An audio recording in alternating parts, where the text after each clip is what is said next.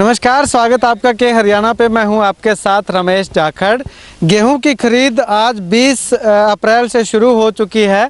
तो ऐसे में तमाम गांव में जाकर के देखा तो गेहूं की खरीद लगभग गांव में कहीं भी शुरू नहीं हुई है। मैं अभी फ़िलहाल बरोखा गांव के अंदर हूं। यहां पे आपको दिखाना चाहूँ तो मंडी में जो तैयारियाँ हैं वो पूरी कर ली गई हैं, लेकिन यहाँ पे इंतज़ार है तो सिर्फ़ और सिर्फ परचेज ऑफिसर का और बारदाने का। ना तो अभी तक बारदाना पहुंचा है, ना यहाँ पे परचेज ऑफिसर पहुंचे हैं। और इसी बीच यहाँ पे जो विधायक है कालांवाली विधानसभा से शिषपाल केरवाला जी, वो भी अलग अलग गांव से दौरा करते हुए, मंडियों का निरीक्षण करते हुए यहाँ तक पहुंचे हैं। तो हम भी यहाँ पे आए और इधर से विधायक जी भी यहाँ पे आए। तो चलिए विधायक जी से भी बातचीत कर लेते हैं कि किन किन गाँव में जा कर के आए हैं, किस तरह की सुविधाएँ हैं।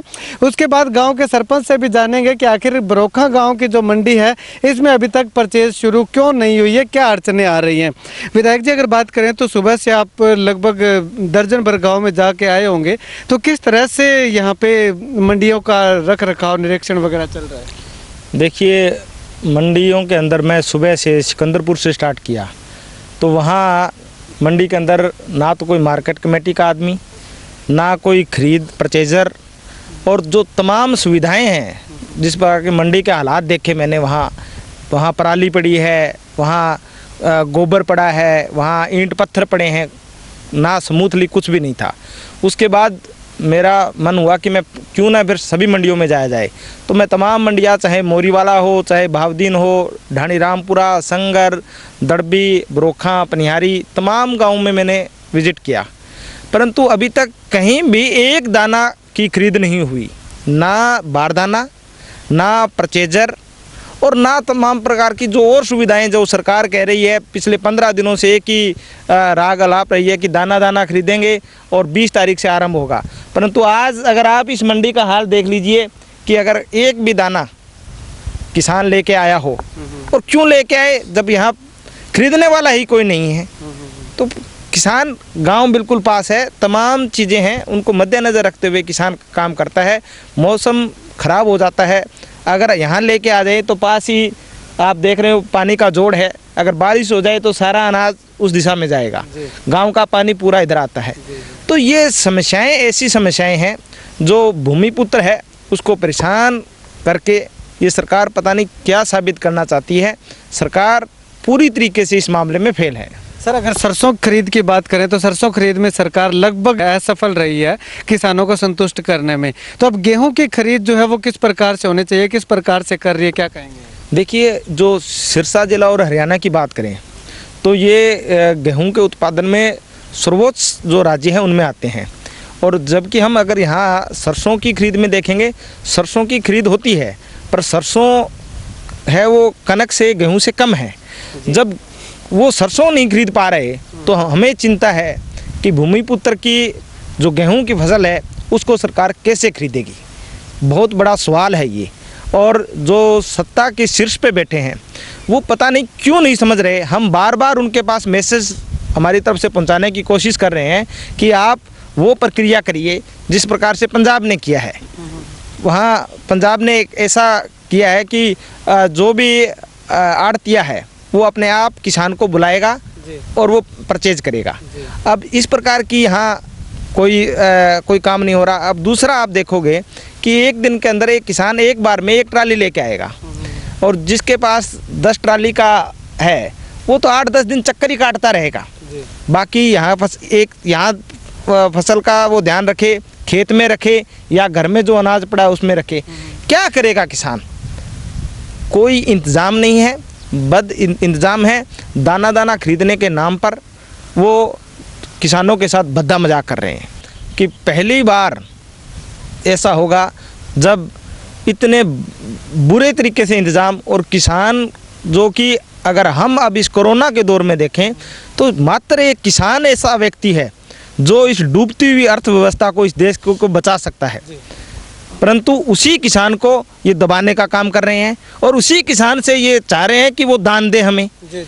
जबकि वो तो पूरी की पूरी ये एक अनाज है वो दान दे चुका है पहले ही। आज जो किसानों के हालात हम देख रहे हैं, पूरा का पूरा अनाज वो हमेशा दान देता रहा है और उसी से पूरे देश का और विश्व का पेट भर रहा है।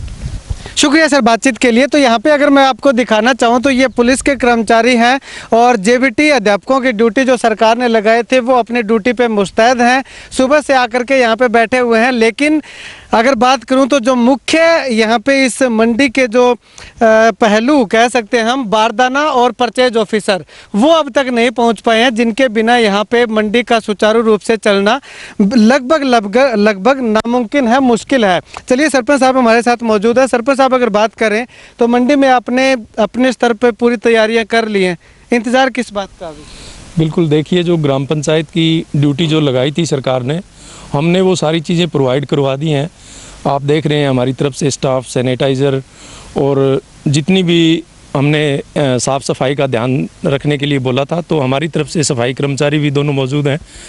तो ग्राम पंचायत की तरफ से ऐसी कोई बात नहीं है, लेकिन समस्या कहाँ आ रही है ये आप देख रहे हैं सामने कि ना ही तो यहाँ पे अभी तक कोई बारदाना आया है, ना ही यहाँ पे कोई तोल करने के लिए आया है, ना कोई आड़ती आया है, ना कोई उनका कर्मचारी आया है जो कि हमारे को ये गाइडलाइन दे सके कि सरपंच साहब आपने ये करना है। सुबह से हमारे जितने भी कर्मचारी हैं वो बेचारे बैठे हैं, लेकिन अभी तक कोई एक दाना क्या मतलब कोई बारदाना तक भी नहीं है जिससे कि आप कनक तोल सकें। किसान क्या कहते हैं? किसानों के फोन आए?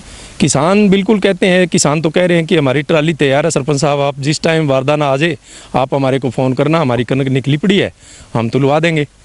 तो यहाँ पे मैं आपको बताना चाहूँ कि बरोखा गांव की जो मंडी है ये पूरी तरीके से तैयार है, लेकिन किसी भी तरह से यहाँ पे ना तो अब तक परचेजर आए हैं, ना तोल करने वाले आए हैं, और ना ही यहाँ पे किसी प्रकार से जो बारदाना है वो पहुँचा है। तो ऐसे में किसान स्टैंड बाय बैठे हैं कि कब तमाम सारी सुविधाएं जो है वो प्रशासन की ओर से यहाँ पे उनको मुहैया करवाई जाए और कब वो अपनी गेहूँ लेकर के यहाँ पे मंडी में आए ताकि उनको उनकी गेहूँ जो है वो बिक सके। तो यहाँ पे सबसे बड़ा सवाल, मंडी के शुरू होने से पहले ही जो खामियां हैं वो हमें यहाँ पे मिली हैं। सरकार पहले दिन ही गेहूं की खरीद में निष्क्रिय, असफल साबित होती दिखाई दे रही है। लेकिन आने वाले समय में किस प्रकार से किसानों की जो गेहूं है वो दाना दाना किस प्रकार से खरीदती है, क्या किसानों के साथ सरसों की तरह ही भद्दा मजाक का सामना करना पड़ेगा या फिर वाकई में सरकार जो है किसानों का एक एक दाना खरीदेगी, वो आने वाला वक्त बताएगा। कि हरियाणा हम के माध्यम से हम आपको लगातार अपडेट देते रहेंगे कि किस प्रकार से मंडियों की व्यवस्था चल रही है, किस प्रकार से सरकार किसानों के हितों को ध्यान में रखती है या फिर किसानों को ऐसे ही दर दर भटकने को मजबूर करती है। कैमरा सहयोगी सुनील के साथ रमेश जाखड़ के हरियाणा।